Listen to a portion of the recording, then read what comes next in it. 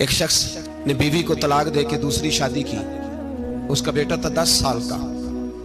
उसने अपने बेटे से कहा कि बेटे बता, पुरानी अम्मा सही थी या ये सही है? उसने कहा नहीं अब्बा, वो तो झूठ बड़े बोलती थी, ये सही है। वो झूठी थी, वो झूठ बड़े बोलती थी मेरी सगी अम्मा, ये सच बोलती है। उसने कहा वो कैसे? कहने लगा इसलिए कि मैं कोई शरारत करता था तो मेरी सगी अम्मा मुझे थप्पड़ मारती थी और कहती थी तुझे रोटी नहीं देनी, जा दौड़ जा घर से।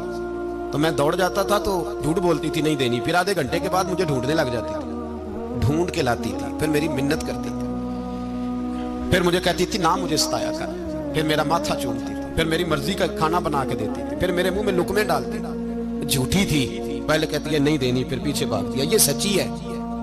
मैं शरारत करता हूं तो थप्पड़ मार के निकालती है, फिर मैं मिन्नतें करता हूं पर रोटी नहीं देती, पैर पकड़ता हूं नहीं देती, सच बोलती है, अपनी बात पे डट जाती है। ओ भाई, बच्चे उसकी मां ही पाल सकती है,